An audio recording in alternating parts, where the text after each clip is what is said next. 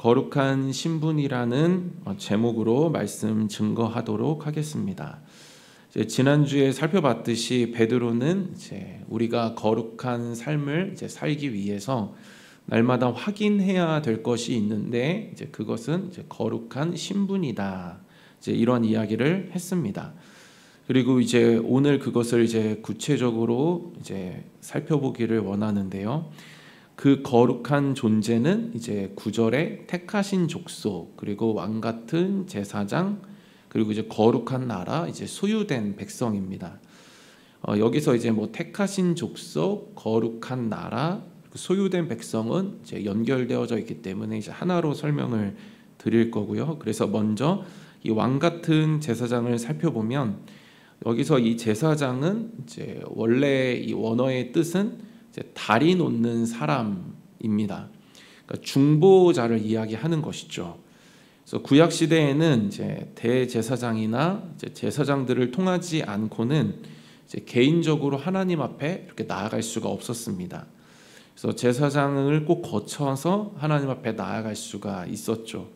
그래서 제사장들은 하나님과 이스라엘 백성들 사이에 중보자였던 것이었습니다.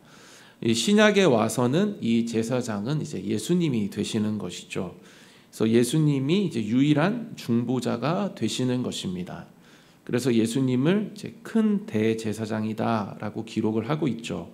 그래서 히브리서 4장 14절에 그러므로 우리에게 큰 대제사장이 계시니 승천하시니 곧 하나님의 아들 예수시라 우리가 믿는 도리를 굳게 잡을지어다. 그러니까 그분이 우리의 중보자가 되신다라는 것입니다. 그래서 그분을 믿고 우리가 마음에 모시면 우리는 하나님께 나아갈 수 있는 특권을 갖게 된다라는 것이죠. 그래서 동시에 하나님 앞에 우리가 얻게 되는 신분은 무엇이냐면 이 제사장적인 신분을 갖게 된다라는 것입니다.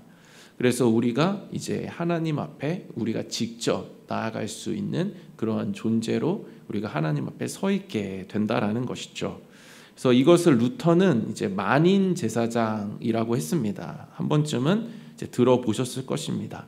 그러니까 한 사람 한 사람, 그리스도인 한 사람 한 사람이 하나님 앞에 이제는 누구를 거치는 것이 아니라 또 가로막고 있는 것이 아니라 그냥 한 사람 한 사람이 이제는 담대하게 하나님 앞에 직접 나아갈 수 있는 그런 특권을 받은 것이다. 그래서 우리는 제사장적인 신분을 다 갖게 되었다라는 것을 말하는 것입니다. 그래서 우리는 스스로 기도할 수 있고 하나님 앞에 나아갈 수 있고 또 스스로 신앙 성장을 위해서 스스로가 노력할 수 있게 되어진 것입니다. 그래서 스스로 하나님과 영광스러운 교제를 하면서 하나님과 동행하는 삶을 살 수 있는 그러한 복을 우리가 받게 된 것이죠. 그렇다면 우리에게 주어진 것이 있는데 뭐냐면 제사장적인 신분을 갖고 있기 때문에 제사장적인 사명이 우리 가운데 있어야 한다라는 것입니다. 그래서 중보자는 예수님이 유일하십니다.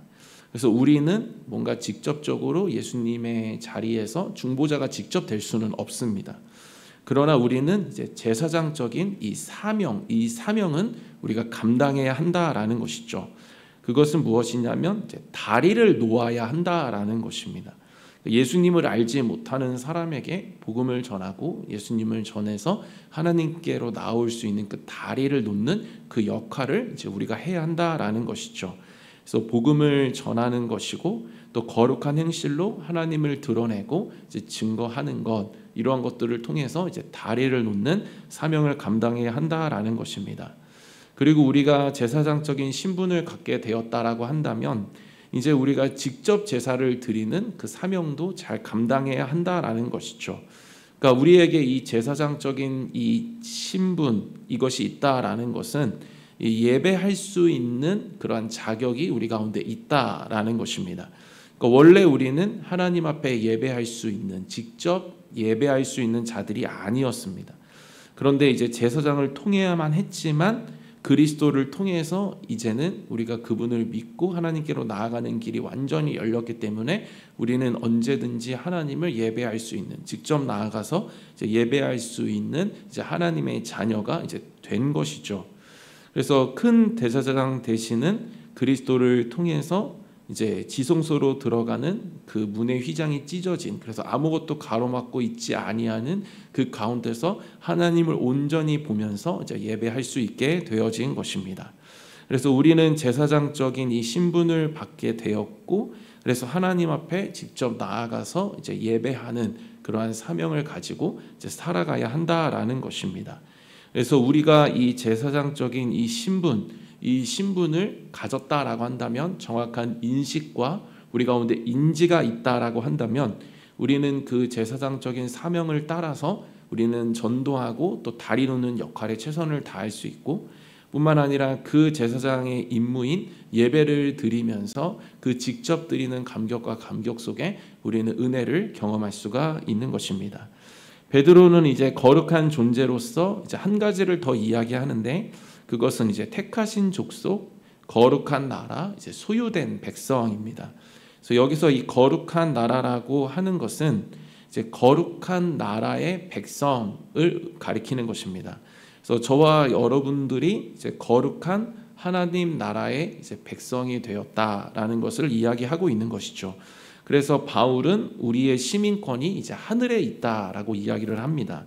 빌립보서 3장 20절에 그러나 우리의 시민권은 이 하늘에 있는지라. 그래서 우리는 이제 거룩한 하나님 나라의 백성이다라는 것이죠. 근데 이것이 무엇으로 가능해졌냐면 이제 택하심으로 가능해졌다라는 것입니다. 그래서 앞에 이제 택하신 족속이라고 하고 있는 것이죠. 그래서 거룩한 나라 백성이 되려면 이제 거룩해져야 될 수 있는 것이기 때문에 이제 우리를 택해 주셨다라는 것입니다. 우리는 우리 스스로가 이 거룩해질 수 없기 때문에 하나님이 우리를 선택해 주셔야지만 우리는 이제 거룩해질 수 있는 것이죠. 그래서 하나님이 우리를 택해 주셨기 때문에 우리는 거룩해질 수 있었고, 그래서 거룩한 나라의 백성이 될 수 있는 것입니다. 에베소서 1장 5절에 그 기쁘신 뜻대로 우리를 예정하사 예수 그리스도로 말미암아 자기의 아들들이 되게 하셨으니, 그러니까 여기서 이 예정은 이제 선택을 포함하는 것이죠. 택하심을 이야기하는 것입니다. 그래서 우리를 선택하시기로 이제 미리 예정하셨다라는 것이고, 그래서 이 선택을 예정하셨다라는 것은 이제 미리 계획하고 계셨다라는 것이죠. 예레미야 1장 5절에 내가 너를 모태에 짓기 전에 너를 알았고 내가 배에서 나오기 전에 너를 성별하였고 너를 여러 나라의 선지자로 세웠노라 하시기로. 그러니까 이렇게 하나님께서는 우리를 이 구원하시고자 하는 그 원대한 계획을 이제 갖고 계셨다라는 것입니다. 그리고 선택해 주셨습니다. 그러니까 그만큼 저와 여러분들이 이제 가치 있는 존재라는 것입니다. 그 위대한 하나님께서 원대한 계획을 가지고 구원해 주신, 찾아오신 그만큼 가치 있는 존재가 이제 바로 저와 여러분들이라는 사실이죠. 그래서 하나님의 그 모태에 짓기 전부터 선택하시기로 한 이 계획, 그 계획 안에 우리는 있고 그 계획이 이루어진 이제 특별한 존재가 바로 저와 여러분들이라는 사실입니다.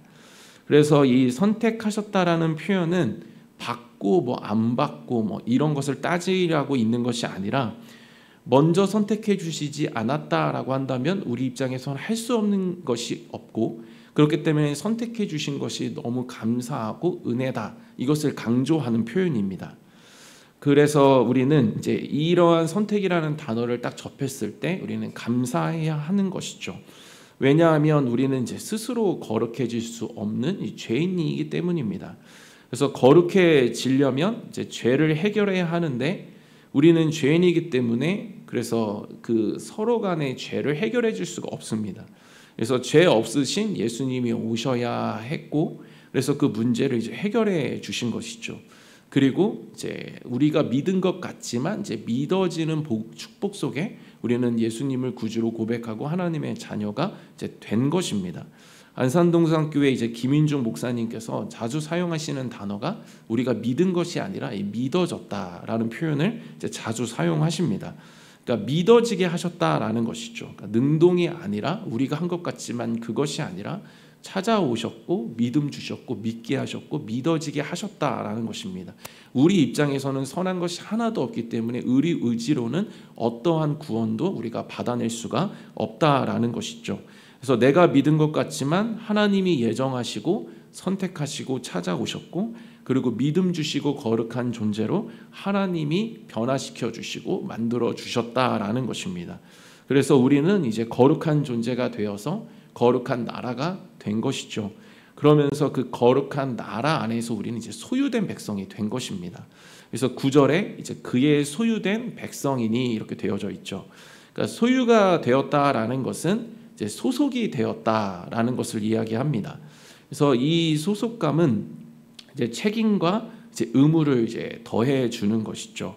그래서 이 소속을 맡은 자, 이 소유하고 있는 자에게 이제 책임과 의무가 있는 것입니다. 그래서 요즘 이제 기사를 보면은 이제 전쟁에 대한 기사가 계속 있습니다. 그래서 이렇게 헤드라인을 보면은 하나씩 있죠. 근데 제가 이제 이번 주에 접한 기사는 이제 그 전쟁하고 있는 나라 안에 이제 이 전쟁과 상관없는 한 국가의 시민이 이제 총에 맞아서 죽음을 맞이하게 된 것입니다. 그러자 이제 그 국가가 이제 발칵 뒤집어진 것이죠. 이것이 외교 문제까지 이제 번지게 된 것입니다. 그러니까 한 사람의 죽음 때문에 그 큰 나라 하나가 이제 뒤집어진 것이죠. 그리고 거기에 있는 사람들, 뭐 거기에 뭐 대통령을 비롯해서 많은 그런 권위자들이 이제 나서서 그런 문제들을 막 이제 해결하기 시작하는 것입니다. 이들이 이렇게 하는 이유는 무엇이냐면 이제 그 백성이 이제 자기 소유이고 자기 소속이기 때문입니다. 그래서 그 나라 백성이기 때문에 그 나라에 있는 그 대통령을 비롯해서 그 권세자들이 권위자들이 그 백성을 이제 보호하려고 하는 것이죠. 그러니까 이러한 보호를 이제 우리 또한 받고 있다라는 것입니다. 그것이 이제 소유된 이제 백성이다라는 것이죠. 그렇다라고 한다면 이 택하심을 받고 거룩한 존재로 이 소유된 백성은 이제 어떤 삶을 살아야 하는가, 이제 그것을 이제 9절에서 이렇게 기록을 하고 있습니다. 이는 너희를 어두운 데서 불러내어 그의 기이한 빛에 들어가게 하신 이의 아름다운 덕을 선포하게 하려 하심이라 이렇게 되어져 있습니다. 그러니까 무엇이냐면 아름다운 덕을 이제 선포하는 것이다라는 것이죠. 그러니까 아름다운 덕을 선포하는 것은 영적인 말을 하는 것입니다. 그래서 나의 입술에 그러니까 하나님을 이야기하는 것이 좀 있고, 또 하나님을 주어로 사용해서 간증이 있고, 또 뭐 좀 일이 있어도 예수님을 좀 이렇게 이야기하면서 영적인 이야기들, 뭐 이렇게 소망의 이야기들, 뭐 이런 것들을 계속해서 하는 것이죠. 그러니까 다시 말해서 아름다운 덕을 선포한다라는 것은 이제 신분에 맞는 이제 말을 하는 것입니다. 그러니까 신분은 이제 그 사람의 말로 알 수가 있다라는 것이죠. 그래서 그 사람이 하는 말을 보면은 그 사람의 수준과 그 신분을 알 수 있다라는 것입니다. 그래서 모여서 맨날 남 이야기하고 막 정죄하고 판단하고, 그리고 뭐 계속해서 습관적으로 불평하고 불만만 늘어놓는다라고 한다면 우리가 이렇게 보아도, 이렇게 그런 사람들을 이렇게 보아도 별로 그렇게 거룩한 백성으로서의 신분을 느끼지 못한다라는 것입니다. 그래서 그러한 모습이 또 뇌 안에 있으면 상대에게 내가 거룩한 백성으로서의 모습이 전혀 비춰질 수가 없다라는 것이죠. 뭐 긴 설명을 드리지 않아도 객관적으로만 보아도 계속 그런 입술을 사용하는 사람에게 이제 거룩하다, 어떤 이런 신분이 있다, 이러한 느낌을 전혀 받을 수가 없다라는 것입니다. 그래서 말로 이제 신분을 알 수 있다라는 것이고, 이 아름다운 덕은 거룩한 신분을 제대로 가지고 있는 자가 할 수 있는 것이라는 사실입니다. 그래서 나를 거룩한 백성 삼아 주신 것을 우리가 날마다 구별된 시간 속에서 묵상하면 내 안에 이제 그 영적인 풍성함이 가득해지게 되는 것이죠. 그래서 구별된 시간 속에서 정말 이 보잘것없는 부족한 나를 택해 주셨고, 이제 그 은혜가 영적인 풍성함으로 자리 잡고, 나의 가치와 존귀함, 정말 죄인임에도 불구하고 하나님 주신 그 거룩한 정체성, 뭐 이런 것들이 내 안에 영적인 풍성함과 감사로 이제 자리 잡게 되는 것이죠. 그리고 소유된 백성으로서의 그 정말 하나님의 책임져 주심에 또 감사하고, 그 안에서 평안 누리고, 그 보호하심 속에 또 하나님을 경험하는 그 풍성함을 또 내가 맞이하게 되어지고, 막 이랬을 때 그러한 신분을 가진 자로서 신분을 생각하고 그 신분으로 살아가는 데 있어서 우리 안에 영적인 풍성함이 가득해지게 되면, 그 영적인 풍성함은 굳이 말하지 말라고 해도 그냥 우리의 입술을 통해서 자연스럽게 흘러나온다라는 것입니다. 그래서 내가 주중에 어떠한 삶을 살고 있는지는 내가 하는 말을 통해서 알 수가 있다라는 것이죠. 그래서 하나님을 찬송하는 그 입술을 가지고 계속해서 살아가다가 보면은 그 입술은 계속해서 하나님과 연결되어져 있고 그 찬송하는 속에서 주신 그 정체성과 그 거룩함으로 인도하신 그 은혜가 내 안에 날마다 풍성함으로 그 찬송하는 입술은 다른 것을 이야기할 수 없고 계속 주님을 드러내는 그런 아름다운 덕을 선포하게 한다라는 것입니다. 이제 이것을 존 파이퍼 목사님은 이제 두 가지로 설명을 했습니다. 그래서 하나는 자신을 낮추기, 그리고 하나는 그리스도를 높이기입니다. 그래서 존 파이퍼 목사님이 이 부분을 설명하실 때 우리는 끊임없이 자신을 낮춰야 하고 그럼으로써 그리스도를 높여야 한다. 이 두 가지를 제시합니다. 그러니까 자신을 낮추게 되는 것은 우리에게 자랑할 것이 이제 그리스도밖에 없기 때문입니다. 그래서 에베소서 2장 8절하고 9절에 너희는 그 은혜에 의하여 믿음으로 말미암아 구원을 받았으니 이것은 너희에게서 난 것이 아니요 하나님의 선물이라 행위에서 난 것이 아니니 이는 누구든지 자랑하지 못하게 함이라.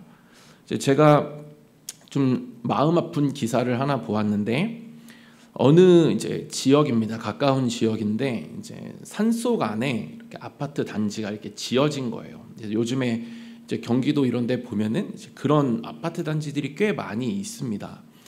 근데 이제 그 아파트 단지가 보통 어떻게 되냐면 이제 가파른 오르막길로 좀 되어져 있습니다. 근데 이제 어느 버스 회사에서 이제 그 오르막을 이제 오르락 내리락 하는 그런 주민들을 보면서 이제 긍휼한 마음이 든 거죠. 그래서 이제 버스 한 대를 이제 배치를 한 것입니다. 그래서 버스 한 대가 굳이 들어가지 않아도 되는데 그냥 국도로 쭉 가면 되는데 아파트를 이제 들어갔다가 그 주민들을 태우고 이제 나오는 것이죠. 근데 이제 어느 날 사건이 일어났는데 이제 버스 한 대가 이제 차가 너무 많이 막힌 거예요. 그래서 이제 그 버스가 이제 늦게 도착을 한 겁니다. 그래서 주민들이 이제 기다린 것이죠. 그러니까 다 이제 화가 난 거예요.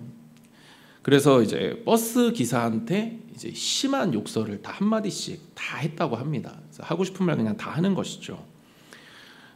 그러니까 이제 그 기사분이 여자분이셨는데 이제 막 오열을 하셨다라고 해요. 그리고 이제 버스를 끌고 이제 회사로 들어가서 이제 표정이 좋지가 않으니까 이제 거기 사장이 물어본 거예요. 그래서 왜 그랬냐, 그래서 이런 일이 있었다라고 하는데 막 주민 중에 한 명은 이제 감사한 것도 모르고 당신 내가 뭐 신고하겠다, 뭐 버스 회사에 뭐 이야기해서 당신을 뭐 이렇게 뭐 사직시키게 하겠다, 뭐 이런 식으로 막 또 협박을 한 거예요. 그래서 이제 이런 이야기를 다 했는데 이제 그 사장이 내린 결단은 무엇이었냐면 마을 버스를 이제 그 안으로 들어가지 않고 그냥 이제 그 노선을 폐지해 버린 거예요. 그래서 그 주민들은 이제 어떠한 말도 할 수 없는, 그 혜택도 누릴 수 없는 그런 이제 정말 안타까운 그런 처지가 된 것이죠. 근데 제가 이제 그 기사를 보면서 느낀 것은 무엇이냐면 이게 참 선물에 대한 바른 인식이 이렇게 없어버리면 이 잘못된 특권 의식을 결국엔 갖게 되고 그 선물이 결국에는 자신이 무언가 괜찮아서 주어진 것처럼 생각하게 되고 그래서 권한과 그 선물에 대한 권리를 가지고 자기 마음대로 이제 해도 된다라는 그런 이제 교만에 사로잡히게 된다라는 것이었습니다. 그러니까 결국 이들이 맞이하게 된 것은 무엇이냐면 이 선물이 사라져 버린 것이죠. 그러니까 물론 뭐 우리에게 주신 구원이 사라지지 않습니다. 우리는 한 번 받은 구원은 이제 취소되지 않지만 우리가 이제 선물을 제대로 인식하지 못하고 있다라고 한다면 이제 구원과 별개의 삶, 그러니까 이 구원이 주는 혜택이나 유익을 전혀 누리지 못하는 그 구원 안에서 살아가지 못하는 그런 어리석음을 이제 범하게 된다라는 것이죠. 그래서 구원이 없는 것처럼 그냥 살아가게 되는 그런 비참한 인생이 되어져 버린다라는 것입니다. 그래서 구원이 주는 혜택도 그 선물이 주는 어떠한 유익도 전혀 누릴 수가 없다라는 것이죠. 하나님께서 우리에게 주신 신분은 이제 거룩한 신분이다라는 것이죠. 이것은 우리가 잘나서 우리가 뭐 교회를 오래 다녀서 주신 것도 아니고 그냥 하나님이 택하셨고 긍휼이 없던 자에게 긍휼을 주셨고 그래서 그 긍휼에 입어서 그냥 주신 거예요. 그래서 우리는 모두 다 똑같은 죄인이기 때문에 서로를 정죄하고 비판하고 어떠한 권한과 권세가 없습니다. 우리에겐 그런 것이 없죠. 그리고 우리는 그냥 입술에 불평과 불만도 아니고 이 소유된 백성으로서 그 안에서 그 평안을 소유한 자로서 소망을 이야기해야 한다라는 것이죠.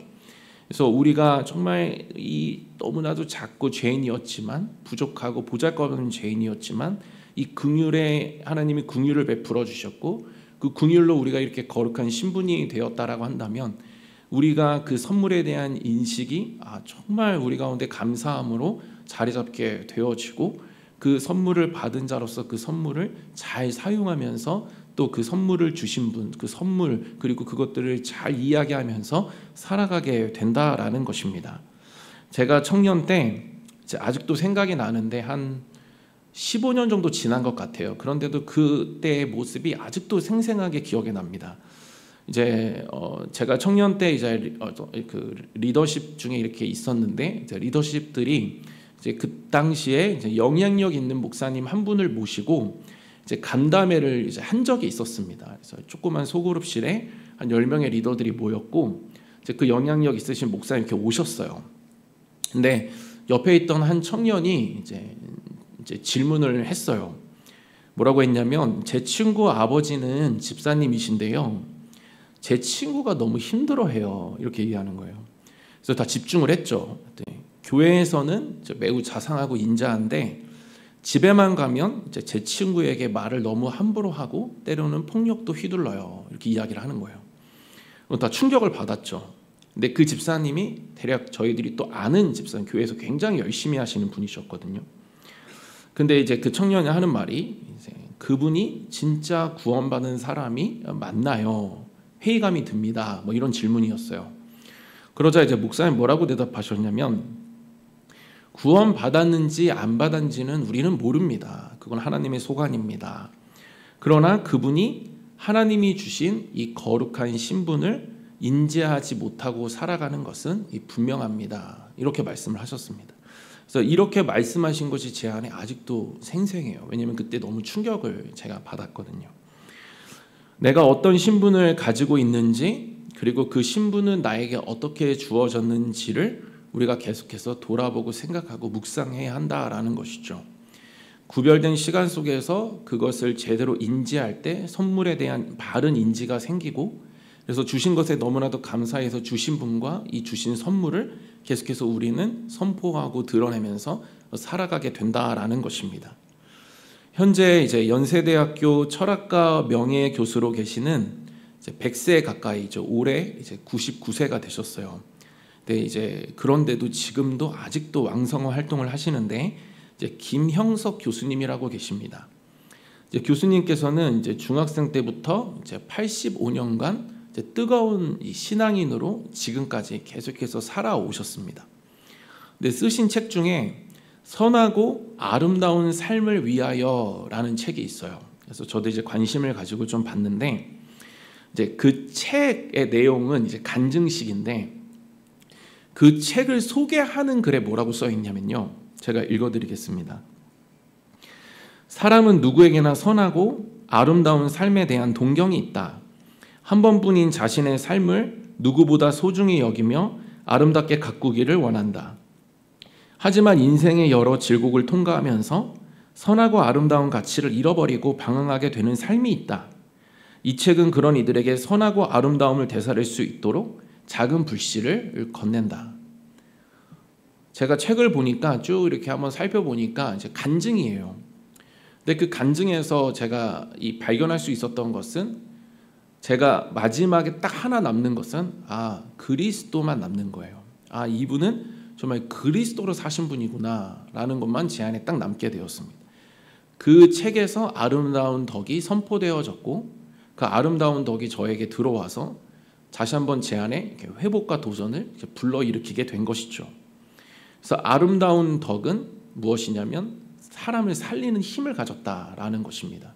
그래서 우리가 이 만난 예수님, 나에게 이 거룩한 신분을 주신 이 하나님과 이 예수님, 이 모든 이 우리의 영적인 사건을, 또 그 사건을 베풀어 주신 그분들을 우리가 날마다 드러내고 또 그 안에서 계속해서 살아간다라고 한다면, 그러한 말들은 나를 살릴 뿐만 아니라 그 상대에게도 도전이 되고 힘이 되고 그 영혼도 살리는 그러한 능력이 된다라는 사실입니다. 제가 책을 접하면서 느낀 것은, 사람은 누구에게나 선하고 아름다운 삶에 대한 동경이 있다라는 것입니다. 그래서 누구도 죄에 오래 거하기를 이렇게 원하지 않습니다. 이렇게 좋아하지 않습니다. 그러나 이렇게 뭔가 꺼내줄 수 있는 사람을 고대하고 기대하면서 살아가는데, 그러한 사람을 만나지를 못한다라는 것이죠. 그러나 우리가 이제 그러한 사람이 되어 주어야 하는 것입니다. 그것은 우리가 그 선물을 날마다 잘 간직하고 그 선물 주신 것에 감사하고 감격하고 그 선물을 잘 드러내고 또 선물 주신 분을 잘 소개하고 선포할 때, 우리는 그러한 자가 되어서 이 정말 어둠에서 나오고 싶어하는 자들에게 그 소망을 주고 희망을 주어서 그들을 거기서 끌고 나와 하나님이 그들에게 선물을 주시는 그 귀한 통로로 우리가 쓰임 받을 수가 있게 되어지는 것입니다. 이 아름다운 덕은 누가 선포할 수 있냐면, 아름다운 덕을 경험한 자가 선포할 수 있습니다. 그래서 우리 안에 이 아름다움이 있어야 하는 것이죠. 그것은 이제 거룩한 신분입니다. 그래서 이제 다윗이 이제 하나님을 찬양할 때 나를 지으심이 이제 심히 기묘하심이라라는 표현을 씁니다. 그래서 이제 그 표현을 쓸 때 기묘하심을 보면은 원더풀이라고 해서 아름다움이라고 되어져 있습니다. 그러니까 나를 지으신 것이 너무나도 아름답다라는 것이죠. 그런데 누가 하나님이 나를 지으셨다라는 것의 아름다움을 이야기할 수 있는가 하면, 자신이 아름답다라는 인식이 있는 사람이 자신이 지어짐을 아름답다라고 이야기할 수 있는 것입니다. 그래서 이렇게 세상을 살아가다가 보면은 이렇게 상처받고 힘든, 그래서 이 자존감이 많이 무너져 있는 사람들이 있습니다. 그러면은 대부분 하는 말들이 나는 태어나지 말았어야 된다, 막 이런 얘기들을 해요. 그러니까 자신의 이 태어남이 아름답게 보이지를 않는 것이죠. 그래서 자신 안에 있는 그 바른 자아상이 이 내가 태어난, 나를 지으신 그 하나님을 향한 그 지으심의 목적을 이제 결정한다라는 것입니다. 그래서 내가 아름답다, 정말 나는 거룩한 신분을 가졌고 택하신 족속이고 왕같은 제사장이고 소유된 백성이다, 그런 아름다움을 나에게 주셨다, 그래서 나는 아름다운 자다라고 했을 때, 그 하나님을 향해서 나를 이렇게 만들어 주신 것이 너무나도 아름다운 사건입니다. 그래서 이 아름다움 안에 계속해서 우리가 거하면서 그 아름다움을 계속해서 옷 입고 살아갈 때에 우리에게서 그 아름다움이 이제 흘러나오기 시작한다라는 것이죠. 이러한 영적인 풍성함이 없는데, 이러한 아름다움이 내 안에 없는데, 그냥 율법적으로 오늘도 제가 뭐 이렇게 말씀드리니까 하려고 하고 뭐 이렇게 하면 잘 안 된다라는 것입니다. 우리 안에 정말 하나님 주신 이 거룩한 신분, 이것이 우리 가운데 아름다움을 자리 잡고 있을 때 그분을 향한 아름다움이 발견되어지고, 그 아름다움의 소통 속에 내가 아름다움으로 옷 입게 되어지고, 그 속에서 나의 모든 말들과 행함과 모든 것들이 비춰질 때 많은 사람들에게 아름다운 덕으로 그것이 선포되어진다라는 사실입니다. 말씀을 마무리하겠습니다. 성경은 거룩한 자에게 이제 의복을 입어야 한다라고 이야기를 하고 있습니다. 그러니까 제사장들은 이제 급별된 의복이 있었습니다. 우리 또한 택함 받고 이제 거룩한 소유된 백성이 되었다라고 한다면, 그리고 왕 같은 제사장이 되었다라고 한다면 그에 맞는 옷을 이제 우리가 입어야 한다라는 것이죠. 출애굽기 40장 13절입니다. 아론에게 거룩한 옷을 입히고 그에게 기름을 부어 거룩하게 하여 그가 내게 제사장의 직분을 행하게 하라. 아론에게 거룩한 옷을 입히고 제사장의 직분을 행하게 하라. 우리가 입어야 될 옷은 이 거룩한 옷입니다. 어떻게 보면 이미 그리스도로 우리는 이 거룩한 옷이 입혀져 있습니다. 우리가 그 옷을 입고 있다라는 사실을 다만 인지하지 못하고 있는 것입니다. 제가 참 대단하다고 생각되시는 분들이 누구냐면 차에 십자가 달고 다니신 분들, 그리고 차 뒷유리에다가 106.9 극동방송, 뭐 예수님, 하나님은 당신을 사랑하십니다, 뭐 이런 스티커 붙이고 다니시는 분들, 참 대단하다고 생각이 돼요. 왜냐하면 그게 옷이잖아요. 그래서 나는 하나님 믿는 사람입니다 라는 옷이기 때문이죠. 근데 저는 아직까지 그 자신이 없어요. 그래서 그렇게 막 십자가를 붙이고 스티커를 붙이지 않습니다. 왜냐하면 저는 그에 맞게끔 운전할 수 있는 자신이 없어요. 근데 참 대단하다고 생각이 되는 거는 그 옷을 입고 있는 거예요. 옷을 입고 있으니까 어떻게 하냐면 내가 저 뒤에 붙여진 하나님의 이름이 다른 사람들에게 누가 되지 않도록 그렇게 내가 운전을 잘 해야 되는구나 라는 그러한 사명의식에 사로잡혀서 그 행함을 거룩해 하면서 살아가게 되는 거예요. 뭐 간단한 예이지만 우리가 거룩한 옷을 딱 입고 있다라고 우리가 딱 인지하고 인식이 딱 되기 시작하면 우리는 무슨 생각이 딱 사로잡히냐면 내가 거룩한 옷을 입었기 때문에 거룩한 행실로 내가 입은 옷을 계속해서 증명해야겠구나, 이것을 합당하게 여기게 만들어야겠구나 라는 생각에 가지고 사로잡혀서 살아가게 된다라는 것이죠. 그래서 거룩한 옷을 우리가 입고 있다라는 것, 그것을 우리가 날마다 확인하고 확신하는 시간이 필요합니다. 그래서 거룩한 시간, 구별된 시간을 통해서 정말 나에게 주신 신분, 그리고 내가 지금 입고 있는 옷, 그것이 무엇인지를 우리가 날마다 확인해야 하는 것이고, 그럴 때 우리는 그에 맞는, 그 옷에 맞는 그 삶을 고민하고 살아갈 수가 있다라는 것입니다. 이러한 자의 삶은 자기도 사는 거예요. 그 주님의 아름다움 속에 자신의 아름다움을 결정하면서 자신도 살아나기 시작하고, 뿐만 아니라 자신을 그렇게 만들어주신 그 하나님의 은혜가 영적인 풍성함으로 내면에 있어서 그것이 흘러넘쳐서 다른 사람들도 살리기 시작한다라는 것이죠. 이제 추석 명절이 다가오고 있습니다. 지금부터 잘 준비하셔야 합니다. 믿지 않는 자들에게 무엇을 보여주시겠습니까? 또 무엇을 이야기하시고 어떠한 덕을 선포하시겠습니까?